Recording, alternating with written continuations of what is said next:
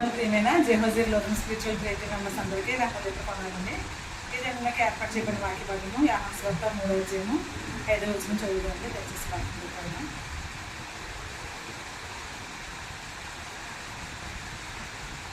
యేసు ఇట్లా నేను ఒకడు నీటి మూలంగాను ఆత్మ మూలంగాను జన్మించితేనే కానీ దేవుని రాజ్యంలో ప్రవేశింపలేడని నీతో నిశ్చయంగా చెప్పుచున్నాను.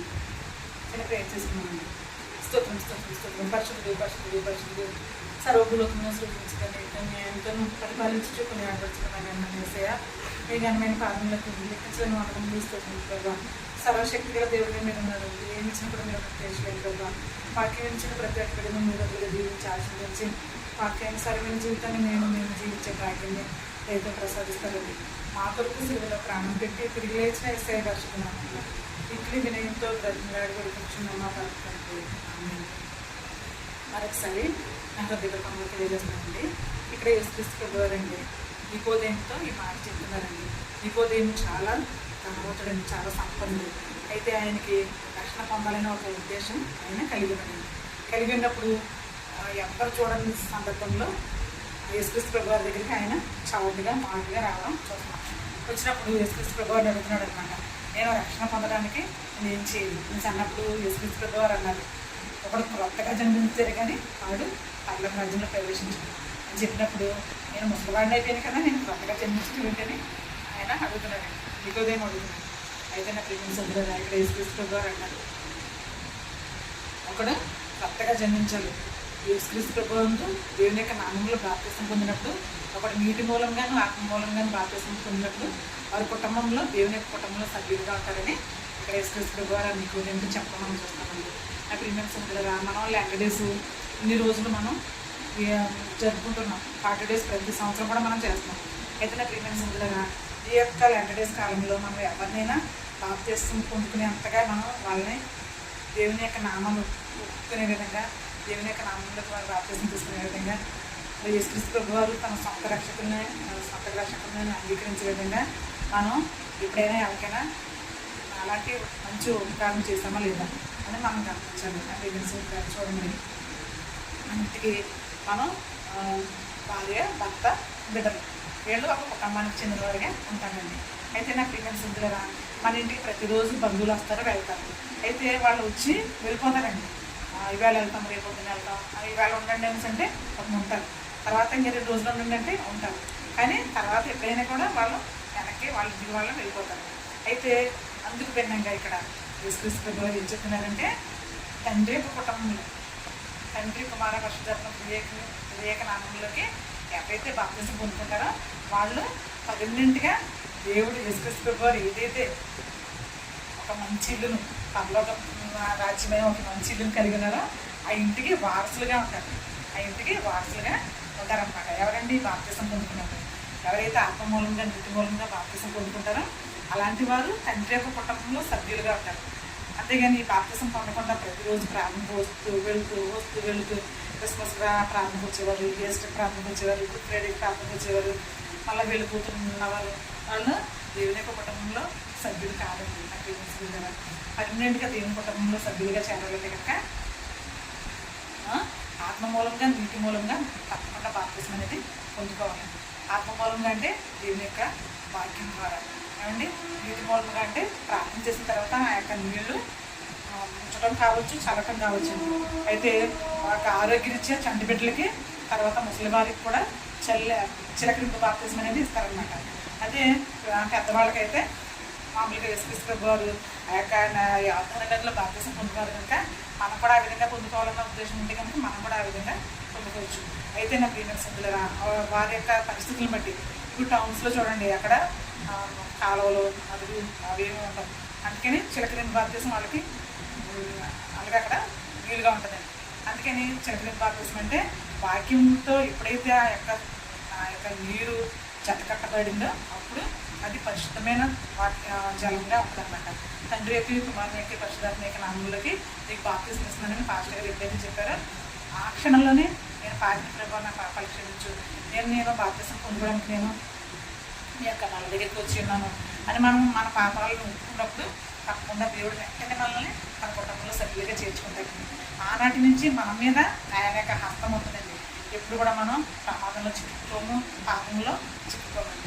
ఎవరైనా పాపానికి మనం డబ్బులు కలువ పెట్టినా కూడా దేవుడు సున్నితంగా అది తిరస్కరించే విధంగా మనకి మన మైండ్ని ఆ విధంగా బిల్డప్ చేస్తాడు. అందుకనే ప్రీమియమ్స్ ఉంటుంది. మనం తప్పకుండా దేవుని యొక్క కుటుంబంలో సభ్యులుగా చేరాలంటే బాప్తిస్మం పొందుకోవాలి. ఇక్కడ యేసుక్రీస్తు ప్రభువు వారు నికోదేము మాట చెప్తున్నారండి. ఒకడు నీటి మూలంగా ఆత్మ మూలంగా జన్మించలేని కానీ దేవుని యొక్క కుటుంబంలో సభ్యుడిగా చేరలేదని యేసుక్రీస్తు ప్రభువు వారు చెప్తున్నారు. 4వ అధ్యాయం 12వ వచనంలో ఇక్కడ పేతురు యోహానులండి. వారు అనేకమైన సూచక్రియలు మహత్కార్యాలు చేశారు. యేసుక్రీస్తు ప్రభువు వారు ఆరోహణం అవుతున్నప్పుడు వాళ్ళ మీద పరిశుధాత్మలో ఆదరణకర్తలు వాళ్ళ మీద పంపించినప్పుడు మీరు సర్వలోకానికి వెళ్ళి సర్వ సృష్టిస్తువాటిని ప్రకటించండి, తండ్రికి కుమారునికి పరిశుధాత్మలోకి బాప్తిస్మం ఇవ్వండి అని యేసుక్రీస్తు ప్రభువు వారి వారికి గ్రేట్ కమిషన్ అనేది ఇచ్చారండి. అది చక్కగా వాళ్ళు 100% ఫాలో అవుతూ దేవుని యొక్క శుభార్తను ప్రకటిస్తూ పరిశుధాత్మ ప్రేరణ ద్వారా వారు అనేకమైన సూచక్రియలు మహత్కార్యాలు చేశారండి. అయితే ఒక కుంటివాడు దేవాలయం దగ్గర ఉన్నప్పుడు మా దగ్గర యేసునామంలోనే నీవు లేచి నడువు అని చెప్పినప్పుడు వెంటనే ఆ కుంటివాడు స్వస్థత పడటం చూస్తాం. అయితే నాకు ప్రేమించుకుంటున్నారా, ఇదంతా కూడా సద్దుకాయలు, శాస్త్రులు, ప్రధాన యాజకులు, పెద్దలు వీళ్ళందరూ కూడా గమనించారు. పేతురు యోహానులు చేస్తున్న యొక్క గొప్ప సేవను వాళ్ళు గమనించి వాళ్ళని కూడా యేసుక్రీస్తు ప్రభువు ఏ విధంగా అయితే సులువు వేశారో ఆంటి రీతిగానే ఈ యొక్క పేతురు యోహానులను కూడా వాళ్ళని వెంటాడతాం మనం చూస్తాం. అయితే నా ప్రియమైన సభ్యులారా, అన్న కైపా వీళ్ళందరూ కూడా ఈ యొక్క పేతురు యోహానులు గారిని వెంటాడతాం మనం చూస్తాం అన్నమాట. పేతురు యోహానులు గారిని సమాజంలో ఒక మంచిగా నిలబెట్టి ఏంటి మీరు చేసేది ఏంటి, మీరు ఏంటి చేస్తున్నారు, ఇంటికి దేవుని యొక్క వాక్యాన్ని బోధిస్తూ అందరినీ పిల్లలు పెడుతున్నారు, అందరూ బాప్తిస్మం పొందుకుంటున్నారు సరే వాళ్ళు చెప్తున్నప్పుడు వాళ్ళు చెప్తున్నారు అనమాట. ఈ యొక్క ప్రధాన యాజకులు పెద్దలు ఆ విధంగా చెప్తున్నప్పుడు పేతురు యోహానులు అంటున్నారు. పేతురు యోహానులు ప్రసంగం చేసినప్పుడు దేవుని యొక్క వాక్యం బోధించినప్పుడు 5,000 మంది పురుషులు అక్కడ ఉన్నారండి. అంటే స్త్రీలు పిల్లలు కూడా ఉన్నారు. 5,000 మంది పురుషులు బాప్తిస్మం పొందుకున్నారు. ఆ ప్రేమించుకుంటున్నారా పక్కమారే 5,000 మంది పురుషులు బాప్తిస్మం పొందుకోవడం, దేవుని యొక్క సేవను దేవుని యొక్క వాక్యాన్ని వాళ్ళు విశ్వసించడం, అట్ ద సేమ్ టైం వాళ్ళు బాప్తిస్మం పొందుకోవడం మనం చూస్తాం. అంటే నేను ప్రేమించుకుంటున్నారా, దేవుని యొక్క వాక్యం పరిశుద్ధమైనది, నిష్కలంకమైనది, మన హృదయాలని వెలిగింపజేసేదండి. ప్రేమించుకుంటారా అందుకే వాళ్ళందరూ కూడా ప్రభువు అని వారు ముందు ఒప్పుకున్నారు. అట్ ద సేమ్ టైం 5,000 మంది పురుషులు తర్వాత స్త్రీలు వాళ్ళతో పాటు ఉన్న వాళ్ళ కుటుంబ సభ్యులందరూ కూడా బాప్తిస్మం పొందుకోవడం మనం చూస్తున్నాం.